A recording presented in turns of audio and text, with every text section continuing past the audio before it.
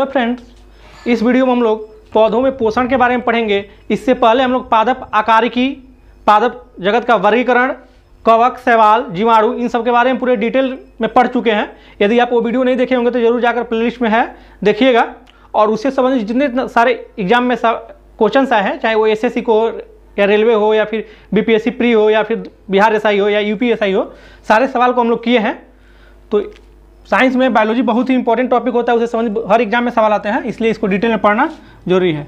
आज हम इसके बारे में अच्छे से पढ़ेंगे और इससे संबंधित जो भी सवाल आए हुए हैं साथ साथ उस सब को भी हम लोग करेंगे। तो चलिए शुरू करते हैं। पौधों में पोषण क्या होता है? जब भी हम भोजन ग्रहण करते हैं तो उसमें पोषक पदार्थ होते हैं, या सभी जीवों को जीने के लिए पोषण की जो आवश्यकता होती है, न्यूट्रिशन जिसको बोलते हैं, तो वो न्यूट्रिशन जो है विभिन्न माध्यम से मिलता है। भोजन के माध्यम से, पानी के माध्यम से, हवा के माध्यम से, इन सब के माध्यम से हमें न्यूट्रिशन मिलता है। तो पौधों में भी उसी तरीके से, पौधों को भी भोजन चाहिए, हवा चाहिए, पानी चाहिए। तो उन सब के बारे में हम लोग अच्छे से पढ़ेंगे। तो पहले पौधे दो तरह के होते हैं, एक होता है स्वपोषी, एक होता है परपोषी। स्वपोषी यानी कि ऑटोट्रॉफ और हेटेरोट्रॉफ। स्वपोषी यानी कि जो अपना भोजन स्वयं बनाए और जो अपने भोजन के लिए दूसरे पर यानी कि दूसरे पर, इसी को विविध पोषी भी कहा जाता है, जो दूसरे पर निर्भर है। इसके बारे में लोग पहले चर्चा कर भी चुके हैं। तो जितने सारे हरे पौधे हैं और बहुत सारे एककोशिकीय जीव जैसे शैवाल, नीलहरी शैवाल, ये सब जो है स्वपोषी होते हैं। और कुछ जीवाणु वगैरह, कवक, जो कि पादप जगत में भी आते हैं, और कुछ पौधे भी हैं जो परपोषी होते हैं, यानी कि जो दूसरे पर निर्भर रहते हैं। तो स्वपोषी जो हरे पौधे होते हैं प्रकाश संश्लेषण करते हैं, इसीलिए वे स्वपोषी होते हैं। उसके बारे में हम पूरा डिटेल में पढ़ेंगे प्रकाश संश्लेषण में। पहले पौधों में पोषण में विभिन्न तत्व से संबंधित सवाल आते हैं कि पौधों के पोषण में कौन कौन से तत्व आवश्यक होते हैं। कुछ तत्व ऐसे होते हैं जो बहुत अधिक मात्रा में जिसकी आवश्यकता पौधों को होती है, जिसे मैक्रो न्यूट्रिएंट कहते हैं। दीर्घ, मैक्रो मतलब क्या? बड़ा, जिसे ज़्यादा मात्रा में पोषक तत्वों की आवश्यकता होती है, उन तत्वों को। तो कौन कौन ऐसे तत्व? 10 हैं। कौन कौन? Carbon, oxygen, hydrogen, nitrogen, potassium, phosphorus, magnesium, calcium, sulphur और आयरन। यदि इन सब में से जो ये मैक्रोन्यूट्रिएंट जो भी हैं, अगर इन सब में से किसी भी पोषक पदार्थ की कमी होगी, किसी भी पोषक तत्व की कमी होगी, तो उसकी वजह से पौधों में रोग भी उत्पन्न होता है। इससे सवाल आते हैं एग्जाम में। ये एक तो याद रखिएगा कि अधिक मात्रा में पाए जाने, जिसे मैक्रोन्यूट्रिएंट कहते हैं, या दीर्घ पोषित तत्व, तो कितने हैं? 10 हैं। और इसमें से ये सवाल आता है कि किस तत्व की कमी से कौन सा रोग होता है। जैसे लेट ब्लाइट रोग होता है पोटेशियम की कमी से। पौधों में अंगमारी रोग होता है किसकी कमी से? पोटेशियम की कमी से। और पौधों में जो कार्बन है, ऑक्सीजन है, हाइड्रोजन है, नाइट्रोजन है, ये फास्फोरस हो गया, मैग्नीशियम, कैल्शियम, सल्फर और आयरन। आयरन की कमी से क्या होता है? हरमीन, जिसको इसको क्या कहते हैं? क्लोरोसिस। इसको हिंदी में क्या बोलते हैं? हरी महीनता, यानी कि पौधा पीलापन हो जाता है उसमें। किसकी कमी से? आयरन की कमी से। तो क्वेश्चन पूछ सकता है कि पौधों में हरियमता आया भी हुआ भी है कि क्लोरोसिस रोग पौधों में किसकी कमी से होता है? तो आयरन की कमी से होता है। मैग्नीशियम की कमी से भी होता है। तो 2-3 तत्वों की कमी से क्लोरोसिस रोग होता है। और अंगमारी रोग पोटेशियम की कमी से। और ये सब अपना कैसे कैसे पूरा करते हैं? तो कार्बन हमारा वायुमंडल से, कार्बन डाइऑक्साइड से पौधा जो है ले लेता है। ऑक्सीजन और हाइड्रोजन, ऑक्सीजन भी वायुमंडल से ले लेगा। हाइड्रोजन, जल से पौधों को हाइड्रोजन की प्राप्ति होती है। ये क्वेश्चन बहुत बार एग्जाम में आया हुआ है कि हाइड्रोजन की प्राप्ति पौधे कहाँ से करते हैं? तो हाइड्रोजन की प्राप्ति पौधे कहाँ से करते हैं? तो जल से करते हैं, H2O से करते हैं। H2O से हमारा हाइड्रोजन की प्राप्ति होता है। इसके बारे में और आगे हम लोग पढ़ेंगे। और कुछ है माइक्रोन्यूट्रिएंट, यानी कि इसकी मात्रा कम, पौधों के कम मात्रा आवश्यकता होती है, लेकिन ये भी बहुत ही पौधों के विकास के लिए, पोषण के लिए आवश्यक है। तो इसमें 6 हो गया: जस्ता, तांबा, मैंगनीज, बोरान, मोलिब्डेनम तथा क्लोरीन। 6 जस्ता, तांबा, मैंगनीज। इसमें क्या होता है? किसके कमी से कौन सा रोग होता है, वो आता है किस तत्व की कमी से। तो ये हो गया माइक्रोन्यूट्रिएंट, यानी कि सूक्ष्म पोषित तत्व, यानी जिसकी कम मात्रा में आवश्यकता होती है। जैसे जस्ता की कमी से धान में खैरा रोग होता है। क्वेश्चन पूछा हुआ है, बहुत बार आया हुआ है कि किस तत्व की कमी से धान में खैरा रोग होता है? तो जिंक या फिर जस्ता। आम में लिटिल लीफ रोग, आम में लिटिल लीफ रोग, लिटिल लीफ यानी कि छोटा पत्ता होता है आम में, किसकी कमी से? तो जस्ता की कमी से। वैसे तांबा है, मैंगनीज है, बोरॉन है, मोलिब्डेनम है। देखिए बहुत बार इंपॉर्टेंट क्वेश्चन है। पत्ता गोभी में व्हिपटेल रोग किसकी कमी से होता है? व्हिपटेल रोग पत्ता गोभी में। तो क्या होगा, मॉलिब्डेनम, मॉलिब्डेनम की कमी से पत्ता गोभी में व्हिप्टेल रोग होता है। और नींबू का डाइबैक रोग तांबा की कमी से होता है। नींबू का डाइबैक रोग और लिटिल लीफ, नींबू का डाइबैक रोग और लिटिल लीफ किसकी कमी से होता है, कॉपर की कमी से होता है। ये भी एग्जाम में आए हुए क्वेश्चन है, तो आप बिल्कुल ध्यान समझ सुनिएगा और कॉपी कलम साथ में रखिएगा ताकि नोट्स बनाया जा सके।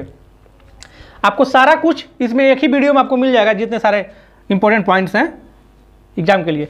क्रिटिकल एलिमेंट्स, क्रांतिक तत्व जिसको बोलते हैं, ये जो नाइट्रोजन, फास्फोरस और पोटेशियम, अक्सर मिट्टी में नाइट्रोजन, फास्फोरस और पोटेशियम की कमी होती है, इसीलिए एनपीके खाद मिला करके उसको उसकी पूर्ति किया जाता है। ये पौधों के लिए बहुत ही आवश्यक है, नाइट्रोजन, फास्फोरस और पोटेशियम। पौधों को वृद्धि के लिए, विकास के लिए कौन कौन तत्व बहुत ही आवश्यक है, नाइट्रोजन, पोटेशियम और फास्फोरस, एनपीके। तो ये एनपीके खाद से इसको पूर्ति किया जाता है, तो याद रखिएगा बहुत ही आवश्यक तत्व है नाइट्रोजन, फास्फोरस, पोटेशियम पौधों के लिए। अब कुछ पॉइंट है पौधों में, जैसे नाइट्रोजन स्थिरीकरण, इसके बारे में हम लोग पढ़े, और विनाइट्रीकरण, ये क्या होता है, दोनों अलग अलग चीज़ है। नाइट्रोजन स्थिरीकरण के बारे में हम लोग पढ़े कि दलहनी पौधों के गांठ में, जैसे ल्यूमिनेसी कोल होता है ना, इसके बारे में हम लोग पढ़े हैं। ल्यूमिनेसी कूल, इस कूल के दलहनी पौधों के जड़ के गांठ में क्या होता है, कुछ ऐसे जीवाणु पाए जाते हैं जो क्या करते हैं, वायुमंडलीय नाइट्रोजन को नाइट्रेट में बदल देते हैं। तो उसी प्रक्रिया को हम कहते हैं नाइट्रोजन का स्थिरीकरण। पौधे डायरेक्ट नाइट्रोजन नहीं ले सकते हैं, वो क्या करता है, कुछ जीवाणु ऐसे होते हैं उसके गांठ में पाए जाते हैं, जो कि तो उसके बारे में हम लोग पढ़ चुके हैं बहुत डिटेल में। उसको नाइट्रोजन को नाइट्रेट में बदलते हैं। और कुछ क्या होता है कि जैसे वायुमंडलीय बिजली विसर्जन जो होता है, बिजली की वजह से भी, बिजली गिरने से उस नाइट्रोजन गैस और ऑक्सीजन गैस मिल करके फिर नाइट्रेट बनाते हैं, तो वहाँ से भी कुछ नाइट्रेट के पौधों को प्राप्ति होती है, जो वर्षा के माध्यम से नीचे गिरता है और जल में घुल जाता है, फिर पौधा उसे ग्रहण कर लेता है। तो उस माध्यम से भी हमारा पौधों में नाइट्रेट की पूर्ति होती है, नाइट्रोजन की पूर्ति होती है। तो इसी क्रिया को नाइट्रोजन स्थिरीकरण करते हैं, यानी कि नाइट्रोजन को नाइट्रेट में बदल देना, ताकि पौधे आराम से उसे ले सके, क्योंकि डायरेक्ट नाइट्रोजन को पौधे ग्रहण नहीं करते हैं। तो उसी को कहते हैं नाइट्रोजन स्थिरीकरण। विनाइट्रीकरण क्या है, अब नाइट्रेट को नाइट्रोजन में तोड़ना, ताकि जाकर के फिर से वायुमंडल में मिल जाए, ताकि क्रिया बरकरार रहे, नाइट्रोजन चक्र जो है बरकरार रहे, उसी को हम क्या कहते हैं, विनाइट्रीकरण। बहुत सारे जीवाणु ऐसे होते हैं जो क्या करते हैं कि नाइट्रेट को नाइट्रोजन में तोड़ देते हैं, उसे हम कहते हैं विनाइट्रीकरण। क्लियर है। तो नाइट्रोजन स्थिरीकरण और विनाइट्रीकरण, नाइट्रोजन स्थिरीकरण के लिए राइजोबियम जीवाणु जो होता है सहायक माना जाता है, तो विनाइट्रीकरण के लिए नहीं होगा, विनाइट्रीकरण के लिए अलग जीवाणु होगा। तो ध्यान रखिएगा, इस पर कंफ्यूजन नहीं होना है, नाइट्रोजन स्थिरीकरण और विनाइट्रीकरण में अक्सर क्वेश्चन से आते हैं और कंफ्यूजन हो जाता है, दोनों ऑप्शन रहता है। तो अब चलिए प्रकाश संश्लेषण के बारे में पूरे अच्छे से पढ़ते हैं। प्रकाश संश्लेषण क्या है, पौधा हमारा स्वपोषी क्यों है, क्योंकि वो अपना भोजन स्वयं बनाता है। किसके माध्यम से, प्रकाश संश्लेषण, जिसे फोटोसिंथेसिस कहते हैं। हरे पौधे जितने सारे हैं, तो हरे पौधे में क्या होता है, पत्तियों का रंग हरा क्यों होता है, क्लोरोफिल के कारण। किसके कारण, क्लोरोफिल के कारण। अब इस क्लोरोफिल में क्या होता है, ये क्लोरोफिल के कारण पत्तियों का रंग हरा होता है, जो कि अब क्लोरोफिल ही पौधों में प्रकाश संश्लेषण में सहायक होता है, जिसकी वजह से भोजन बनता है। तो क्लोरोफिल क्लोरोप्लास्ट में पाया जाता है, क्लोरोप्लास्ट जिसे हरित लवक कहते हैं, प्लास्ट। क्लोरोफिल क्लोरोप्लास्ट में पाया जाता है। क्लोरोप्लास्ट हरित लवक हो गया, उसका एक अंग हो गया, उसका एक पार्ट हो गया क्लोरोफिल, जिसके कारण हमारा पत्तियों का रंग हरा होता है। और क्लोरोफिल की मदद से ही पत्तियां प्रकाश संश्लेषण करती है। देखिए इसके बारे में पहले समझते हैं। कार्बन डाइऑक्साइड और जल, कार्बन डाइऑक्साइड कहाँ से मिलता है, वायुमंडल से ग्रहण कर लेगा, और जल क्या होगा, जल हमारा जड़ के माध्यम से भूमि से ग्रहण करता है। पौधे जल कहाँ से ग्रहण करते हैं, जल जड़ के माध्यम से जाइलम ऊतक के द्वारा। मैंने आपको पहले पढ़ा चुका हूँ जाइलम ऊतक और फ्लोएम ऊतक के बारे में डिटेल में, अगर वीडियो नहीं देखे होंगे तो जाकर देख लीजिएगा। जल क्या करता है, जाइलम क्या करता है, जाइलम ऊतक जड़ के माध्यम से जल को पूरे पौधे में पहुंचाता है। और किस क्रिया द्वारा, ये बहुत इंपॉर्टेंट क्वेश्चन है, ये क्वेश्चन है वो परासरण क्रिया द्वारा। पौधों में जल जो है जड़ से पूरे पौधे तक किस विधि द्वारा पहुंचते हैं, तो परासरण या ऑस्मोसिस। ये क्वेश्चन आया हुआ है, ऐसे क्वेश्चन जितने सारे मैं पॉइंट बता रहा हूँ एग्जाम के पॉइंट ऑफ व्यू से बहुत इंपॉर्टेंट है, इससे सारे क्वेश्चन आए हुए हैं। मैं लास्ट में आपको क्वेश्चन भी कराऊंगा इससे संबंधित। तो CO2 हमारा हो गया वायुमंडल से, जल हो गया। अब सूर्य के प्रकाश की उपस्थिति में और क्लोरोफिल के द्वारा यह क्या होता है, ग्लूकोज बनता है। ग्लूकोज का फॉर्मूला याद रखिएगा, C6H12O6। यही ग्लूकोज का फिर पौधा जो है ऊर्जा के रूप में उपयोग करता है, और कुछ को संचित करता है जो फल में हमारा संचित हो जाता है, जिसे हम खाते हैं तो हमें भी ग्लूकोज की प्राप्ति होती है। तो क्या होगा, ग्लूकोज बना और जल बना और ऑक्सीजन बना। ग्लूकोज, जल और ऑक्सीजन बनता है। तो इसमें क्या होता है याद रखिएगा, प्रकाश संश्लेषण, ऑक्सीडेशन और रिडक्शन दोनों क्रिया है। प्रकाश संश्लेषण क्या है, ऑक्सीकरण भी है और अवकरण भी है, यानी कि ऑक्सीडेशन एंड रिडक्शन दोनों है। ऑक्सीकरण किसका होता है, ऑक्सीकरण इसका आपका CO2 का, CO2 का क्या होता है, ऑक्सीडेशन होता है। CO2 का ऑक्सीडेशन होता है। ऑक्सीडेशन यानी क्या, ऑक्सीजन का आपका, सॉरी उल्टा हो गया, ये इसका जल का ऑक्सीडेशन होता है। ऑक्सीडेशन किसका होता है, जल का। ऑक्सीडेशन क्या होता है, या तो ऑक्सीजन का जुटना और नहीं तो हाइड्रोजन का जुटना, उसको बोलेंगे हम लोग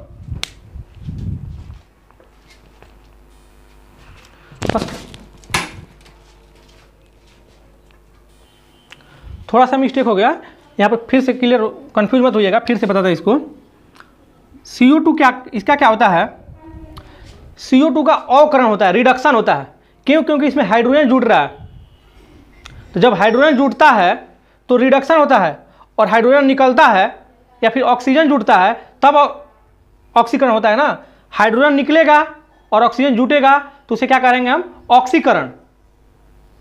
ऑक्सीजन जुटेगा और हाइड्रोजन निकलेगा, और यदि हाइड्रोजन जुड़ता है तो उसे हम क्या कहते हैं, रिडक्शन, यानी कि। तो इसमें क्या हो रहा है, CO2 में ऑक्सीजन तो निकल रहा है और क्या बन रहा है, H जुट रहा है। CO2 में H जुट रहा है तो ना ग्लूकोज बनता है। कार्बन डाइऑक्साइड के अवकरण से ग्लूकोज बनता है, यानी कि शर्करा जिसको बोलते हैं, शर्करा बनता है।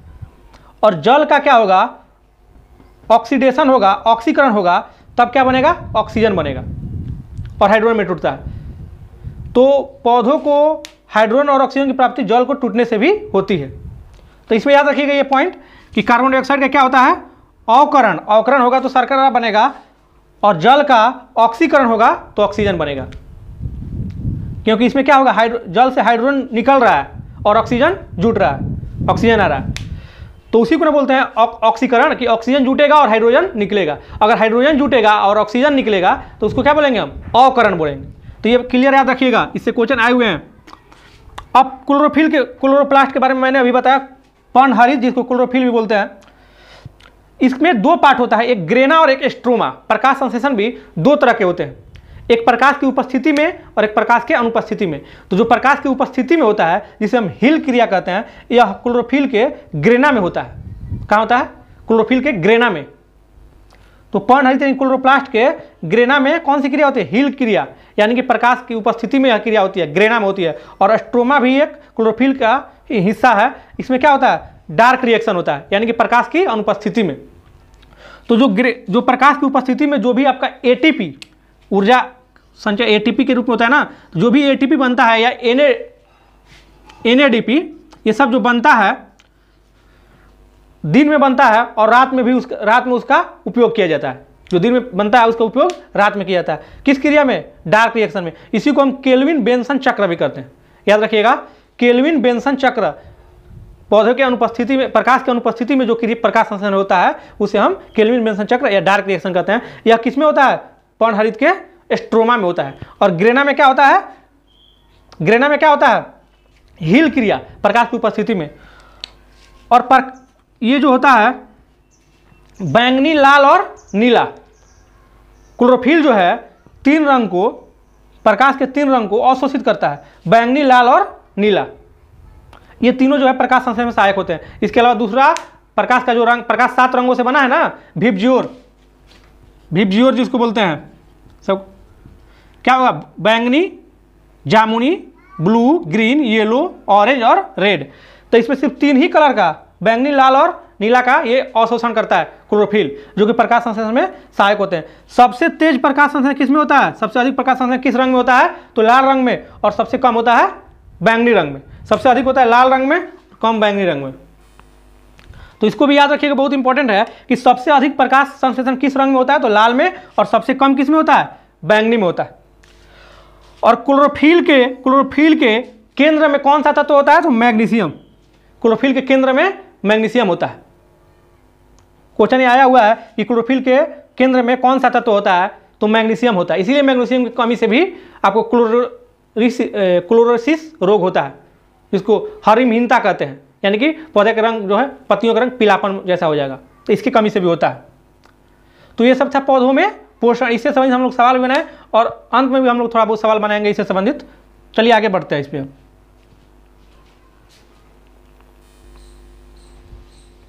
अब श्वसन के बारे में जानते हैं। जैसे हम लोग प्रकाश संश्लेषण के बारे में क्लियर पढ़ लिए और उसके बाद श्वसन। श्वसन क्या होता है?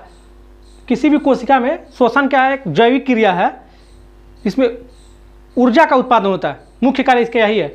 जितने सारे प्रक्रिया है जिससे ऊर्जा का उत्पादन होता है वो उसी को हम एक तरह से श्वसन कहते हैं। तो इसमें होता क्या है? वसा और शर्करा का ऑक्सीकरण। क्या होता है? वसा और शर्करा जो उससे बनता है, प्रकाश संश्लेषण जो पौधों में बनता है, पादप के अभी श्वसन के बारे में बात कर रहे हैं तो जो भी वसा या शर्करा जो भी बनता है उसका ऑक्सीकरण होकर के ऊर्जा एटीपी के रूप में निर्माण होता है और CO2 गैस निकलता है। यानी कुल मिला जुला करके श्वसन क्या है? एक ऐसा क्रिया है, एक ऐसा जैविक क्रिया है जिससे ऊर्जा का उत्पादन होता है। श्वसन क्या है? ऊर्जा का उत्पादन होता है वसा और शर्करा के ऑक्सीकरण से। समझ गए? अब चलिए, श्वसन दो तरह का हुआ। अवायवीय श्वसन, नाम से एनारोबिक अवायवीय, जिसमें वायु की आवश्यकता नहीं है यानी कि ऑक्सीजन की अनुपस्थिति में, और वायवीय एरोबिक जो कि ऑक्सीजन के उपस्थिति में होता है। तो अवायवीय श्वसन जो है कोशिका द्रव्य में होता है और ये जो है वायवीय श्वसन माइटोकॉन्ड्रिया में होता है। तो समझते हैं इसके बारे में। और इसमें क्या होता है?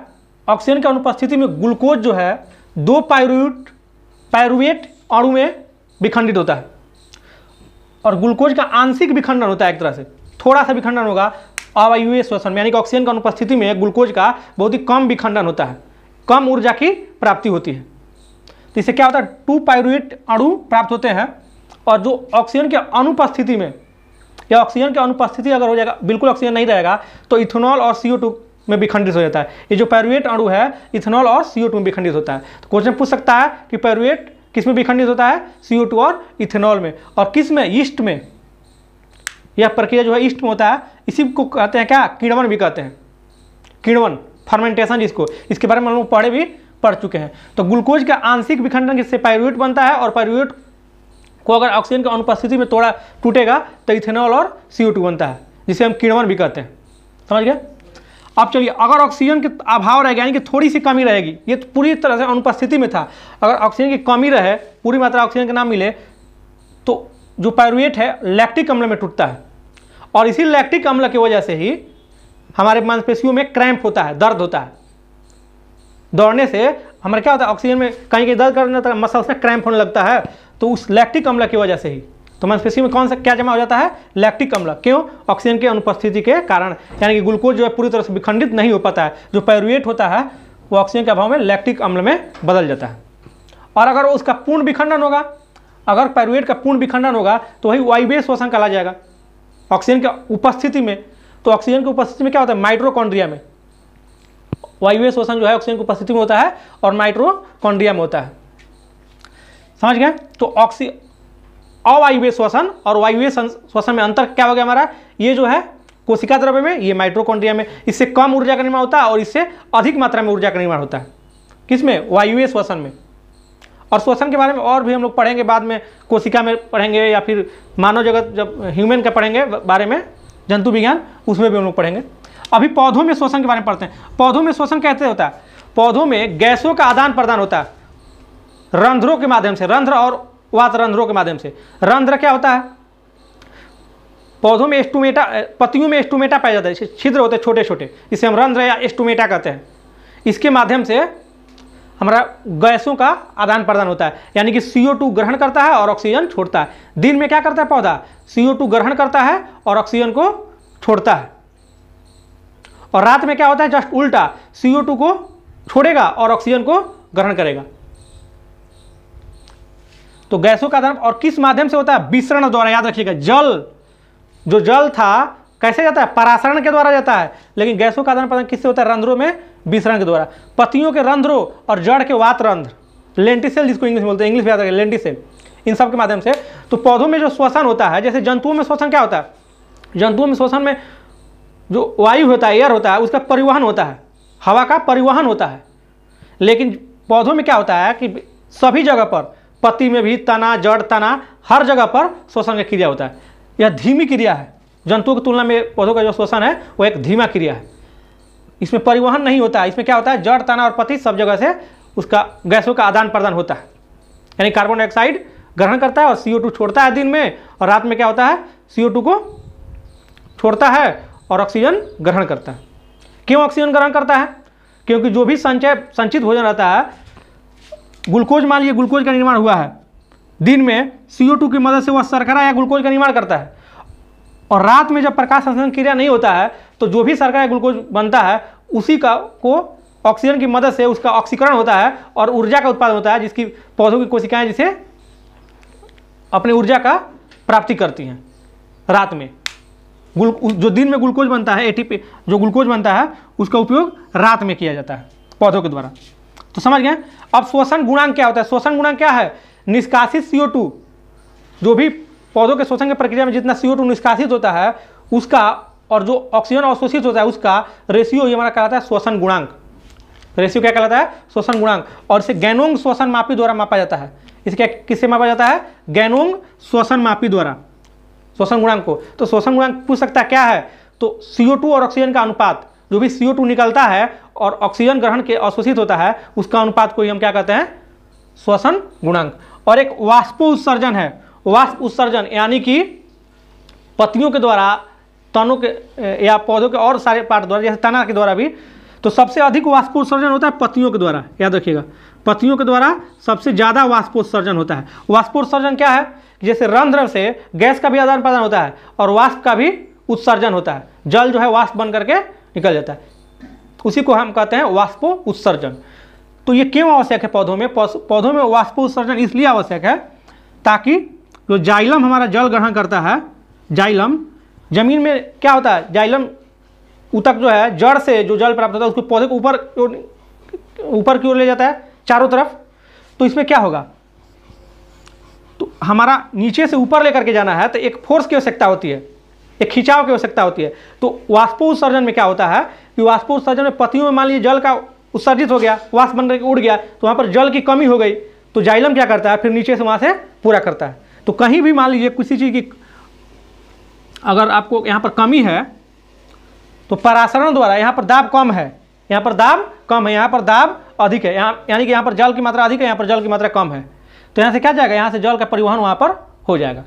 तो जाइलम वाष्प उत्सर्जन की मदद से ही, वाष्प उत्सर्जन के कारण ही हमारा नीचे से ऊपर की ओर जल लेके जाता है जाइलम। तो बहुत इंपॉर्टेंट क्वेश्चन है कि वाष्प उत्सर्जन से किससे मापा जाता है? तो गैनोंग पोटोमीटर द्वारा, गैनोंग पोटोमीटर द्वारा वाष्प उत्सर्जन की दर को मापा जाता है।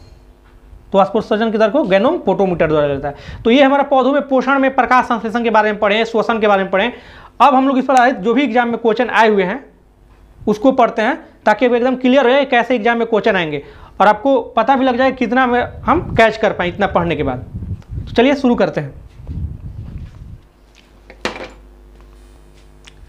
इतना पढ़ने के बाद चलिए अब आप लोग बताइए, कुछ क्वेश्चन हम करेंगे, कितना आपसे कवर हो रहा है। और ध्यान से क्वेश्चन सुनिएगा और मैं आपको ऑप्शन लिखते जाऊंगा, आंसर भी बताऊंगा क्या होगा, लेकिन क्वेश्चन को ध्यान से सुनिएगा। फर्स्ट क्वेश्चन है हमारा कि पौधों में वाष्पोत्सर्जन की क्रिया किस में होती है? पौधों में वाष्पोत्सर्जन, अभी मैंने पढ़ाया वाष्पोत्सर्जन, पौधों में वाष्पोत्सर्जन की क्रिया किस में होती है? ऑप्शन है आपके सामने, जड़, तना, पत्ती की पूरा पौधा। जड़, तना, पत्ती की पूरा पौधा। मैंने अभी बताया कि पूरा पौधा क्या होगा? पूरा पौधा में होगा। वाष्पोत्सर्जन की क्रिया जो होगा पूरा पौधा में होता है। और एक क्वेश्चन है कि वाष्पोत्सर्जन मापी यंत्र कौन सा है? वाष्पोत्सर्जन मापी यंत्र कौन सा है? ऑप्शन है हाइग्रोमीटर, क्रेस्कोमीटर, हाइग्रोमीटर, क्रेस्कोमीटर, हाइग्रोमीटर, क्रेस्कोमीटर, क्रेस्कोमीटर, पोटोमीटर। अभी मैंने बताया गैनोंग पोटोमीटर, क्या होगा? पोटोमीटर इसका आंसर हो जाएगा। तो वाष्पोत्सर्जन की किससे मापा जाता है? पोटोमीटर के द्वारा। क्लियर है? अब क्रेस्कोग्राफ द्वारा तो पौधों की वृद्धि मापी जाती है। क्रेस्कोग्राफ द्वारा क्या मापी जाती है? पौधों की वृद्धि। क्या मापी जाती है? पौधों की वृद्धि। तो याद रखिएगा, पौधों की वृद्धि क्रेस्कोग्राफ द्वारा। और वाष्पोत्सर्जन की मात्रा किससे मापी जाती है? पोटोमीटर के द्वारा। वाष्पोत्सर्जन से बहुत सारे क्वेश्चन आए हुए। एक क्वेश्चन और है कि पौधों में वाष्पोत्सर्जन किसकी क्रिया है, प्रक्रिया है? वाष्पोत्सर्जन मतलब क्या है? ऑप्शन है प्रकाश श्वसन, खाद्य उत्पादन, जल हानि की श्वसन, तो क्या हो जाएगा, जल हानि न है, वाष्पोत्सर्जन क्या है हमारा, वाष्प का उत्सर्जन यानी कि वाष्प का निकलना, तो जल ही वाष्प बनकर निकलेगा, तो जल का हमारा हानि है। क्वेश्चन कर रहा है कि जल बिंदुओं के रूप में जल की हानि क्या कहलाती है, जल बिंदुओं के रूप में, तो वाष्पीकरण, वाष्पोत्सर्जन, श्रवण की बिंदु स्राव, बिंदु स्राव इसको बोलते हैं। तो कुछ क्वेश्चन अगर मान लीजिए टॉपिक में कुछ छूट भी जाते हैं तो यहाँ पर क्वेश्चन जब हम लोग करेंगे तो उससे क्लियर हो जाता है, इसीलिए क्वेश्चन को सुनना ध्यान से जरूरी है। बिंदु स्राव देखिए क्या होता है, आप देखे होंगे कि कभी कभी पत्तियों पर बिंदु बिंदु जैसा पानी लग जाता है उसके ऊपर में, तो वही है बिंदु स्राव, वो भी एक तरह का वाष्प उत्सर्जन ही है। तो क्वेश्चन क्या कह रहा है कि जल बिंदुओं के रूप में जल की हानि क्या कहलाती है, तो बिंदु स्राव कहलाती है। वाष्प उत्सर्जन में क्या होता है, तो कह रहा है पत्तियों से कार्बन डाइऑक्साइड बाहर निकलती है, पत्तियों से पानी बूंद के रूप में निकलता है, पत्तियों से ऑक्सीजन निकलता है, पत्तियों से पानी वाष्प के रूप में निकलता है। तो वाष्प उत्सर्जन में क्या है, पत्तियों से पानी जो है वाष्प के रूप में निकलता है, यही सही आंसर होगा ना। अगला देखिए, कह रहा है कि पौधों की वृद्धि के लिए कितने आवश्यक तत्वों की आवश्यकता होती है, ऑप्शन है 6, 10, 16 कि 21। अभी मैंने बताया कि 16, पहले ही हम आपको बता दूंगे 10 दीर्घ जिसको ज़्यादा मात्रा में आवश्यकता है, और 6 माइक्रोन्यूट्रिएंट, यानी कि टोटल 16 तत्वों की आवश्यकता, पौधों के आवश्यक तत्वों की आवश्यकता होती है। कितने तत्वों की, 16 तत्वों की। और क्वेश्चन है कि धान का खैरा रोग, धान का खैरा रोग या लिटिल लीफ रोग, धान का, अभी मैंने बताया धान का खैरा रोग किससे होता है, किसके तत्व की कमी से, ऑप्शन दे रहे हैं आपको, बताइए धान का खैरा रोग किसकी कमी से होता है। ऑप्शन है आपको जस्ता, कॉपर, कैल्शियम, मैग्नीशियम, जस्ता, कॉपर, कैल्शियम की मैग्नीशियम, धान का खैरा रोग और धान का लिटिल लीफ रोग जिंक के कमी से होता है। किसकी कमी से होता है, जिंक या जस्ता की कमी से होता है। फूल गोभी का व्हीटल रोग, फूल गोभी का व्हीटल रोग किस तत्व की कमी से, तो मोलिब्डेनम, अभी मैंने बताया आपको, पहले बता चुका हूं मैं, मोलिब्डेनम, मोलिब्डेनम की कमी से क्या होता है, पत्ता गोभी का व्हीटल रोग। और धान का खैरा रोग या लिटिल लीफ रोग जस्ता की कमी से होता है। पत्तियों की हरमीनता किसकी कमी से होता है, कैल्शियम, मैग्नीशियम, मोलिब्डेनम और कॉपर, तो मैग्नीशियम हो जाएगा, याद रखिएगा मैग्नीशियम, क्योंकि क्लोरोफिल के केंद्र में क्या होता है, मैग्नीशियम होता है। अब कह रहा है कि पौधों में जल का परिवहन किसके द्वारा होता है, पौधों में जल का परिवहन, इसको बताइए, कमेंट करके आंसर दीजिएगा, इसको मैं आंसर नहीं बताऊंगा। Cambium, cambium phloem, cambium phloem कि जाइलम, ऑप्शन है कैम्बियम फ्लोएम, जाइलम और बाह्य त्वचा, बाह्य त्वचा क्या होगा आंसर, जल का परिवहन। आंसर आप लोग को कमेंट करके बताना है, मैं बता चुका हूं इसको बहुत बार। और बताइए श्वसन मापने का यंत्र कौन सा है, तो श्वसन मापने का यंत्र भी हो जाएगा हमारा पोटोमीटर ही, श्वसन मापने का यंत्र पोटोमीटर ही, सॉरी रेस्पेरोमीटर होता है, श्वसन मापने का नहीं, वाष्प उत्सर्जन मापने का ना पोटोमीटर, और श्वसन मापने का रेस्पेरोमीटर, रेस्पेरोमीटर, रेस्पेरोमीटर क्या है ये, श्वसन मापने का यंत्र। अब बताइए प्रकाश संश्लेषण किस में होता है, प्रकाश संश्लेषण किस में होता है, ऑप्शन है आपको प्रकाश संश्लेषण न्यूक्लियस में, माइटोकॉन्ड्रिया में, क्लोरोप्लास्ट में कि परऑक्सीबोम में, तो क्या आंसर हो जाएगा, क्लोरोप्लास्ट, क्या होगा, क्लोरोप्लास्ट। एक तरह का आपका ये क्यू जैसा ही हो रहा है। क्लोरोप्लास्ट में क्या होता है, प्रकाश संश्लेषण की क्रिया होती है। प्रकाश संश्लेषण का प्रथम स्थिर यौगिक कौन सा है, प्रकाश संश्लेषण का प्रथम स्थिर यौगिक, स्थिर यौगिक ऑप्शन भी आपको, हम लोग सब कुछ पढ़ चुके हैं प्रकाश संश्लेषण में। ऑप्शन है फॉस्फोग्लिसरिक अम्ल, स्टार्च, ग्लूकोज कि डाइफॉस्फोग्लिसरिक अम्ल, तो क्या होगा, ग्लूकोज होगा। हम लोग ग्लूकोज के बारे में पढ़े भी हैं, पहला जो स्थिर यौगिक है ग्लूकोज ही बनता है, बाद में ग्लूकोज से स्टार्च वगैरह संचित होगा तो बनेगा। प्रकाश संश्लेषण का अंतिम उत्पाद क्या है, अंतिम उत्पाद कार्बोहाइड्रेट, क्या है, कार्बोहाइड्रेट, अंतिम उत्पाद कार्बोहाइड्रेट हो जाएगा। ऑप्शन है कार्बोहाइड्रेट, ऑक्सीजन, कार्बन डाइऑक्साइड, जल, कार्बोहाइड्रेट, ऑक्सीजन, कार्बन डाइऑक्साइड की जल, तो क्या हो जाएगा, अंतिम उत्पाद जो है कार्बोहाइड्रेट है। आप प्रथम स्थिर उत्पाद कहेगा तो ग्लूकोज हो जाएगा। प्रकाश संश्लेषण में हरे पौधों द्वारा कौन सी गैस छोड़ी जाती है, बताइए, ऑक्सीजन, कार्बन डाइऑक्साइड, क्या छोड़ा जाता है, ऑक्सीजन, प्रकाश संश्लेषण में क्या छोड़ा जाएगा? ऑक्सीजन। रात्रि में छोड़ा जाता है CO2। क्लोरोफिल में कौन सा पोरफिरिन होता है? क्लोरोफिल में कौन सा पोरफिरिन होता है? ऑप्शन है मैग्नीशियम, कॉपर, लोहा यानी कि जी, आयरन, टीन, एसएन। तो क्या हो जाएगा हमारा? मैग्नीशियम हो जाएगा। हम पढ़े हैं क्लोरोफिल में कि केंद्र में होता है मैग्नीशियम, तो अभी पोरफिरिन पूछ रहा है तो थोड़ा सा आपको घुमा दिया, लेकिन केंद्र में उसी को बोल रहा है पोरफिरिन। एक रिंग जैसा होता है, रिंग जैसा आपको क्लोरोफिल का जो उसमें बहुत सारे एल्केन भी होते हैं, कार्बनिक यौगिक, और उसके केंद्र में जो होता है एक रिंग जैसा बनता है जिसके केंद्र में होता है मैग्नीशियम।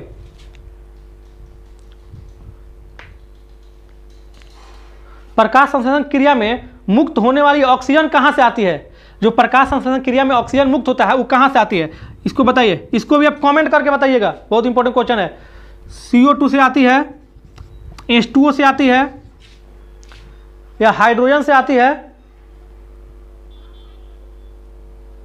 कहां से आती है? CO2 से आती है, H2O से आती है, या वायुमंडल से आती है? वायुमंडल या फिर क्लोरोफिल के टूटने से? क्लोरोफिल, क्लोरोफिल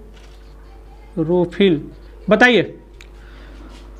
वायुमंडल जो हमारा पत्तियों के जो जल छोड़ा जाता है, सॉरी ऑक्सीजन जो छोड़ा जाता है वो कहाँ से आता है? CO2 से, H2O से, वायुमंडल से, कि क्लोरोफिल के टूटने से? कमेंट करके आंसर बताइएगा। तो हमारा आंसर ऐसे हो जाएगा, मैं अभी बता दे रहा हूँ आपको, जल से, H2O से। H2O के टूटने से हमें ऑक्सीजन की प्राप्ति होती है।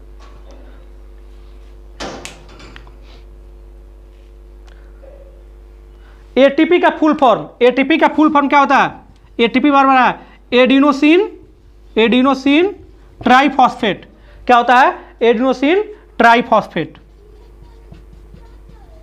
क्या होता है? Adenosine triphosphate, adenosine triphosphate, adenosine triphosphate होता है एटीपी का फुल फॉर्म। तो इस तरीका से हम लोग बहुत सारा चीज़ पढ़ें।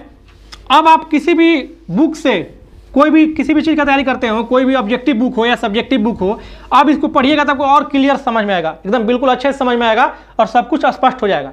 यदि आप बिना समझे हुए किसी भी ऑब्जेक्टिव बुक को पढ़ते हैं या कोई भी क्वेश्चन बैंक सेट प्रैक्टिस करते हैं तो आपको समझ में नहीं आएगा, रट्टा मारना पड़ेगा, और रट्टा मारने से आपको एग्जाम नहीं निकल पाएगा। तो इससे पहले जो भी साइंस के वीडियो है सारे वीडियो देखिए, बहुत इंपॉर्टेंट है। और साथ ही साथ जो मैथ और रीजनिंग का भी वीडियो आपको प्लेलिस्ट में मिल जाएंगे, सबको एकदम बेसिक लेवल से। साथ ही साथ मैथ के प्रैक्टिस के भी वीडियो हैं जिसमें मैं बताया हूं कि किस तरीका से एग्जाम में क्वेश्चन सोल्व किए जाते हैं ताकि आपका टाइम मैनेज हो जाए। तो चलिए मिलते हैं नेक्स्ट वीडियो में, धन्यवाद।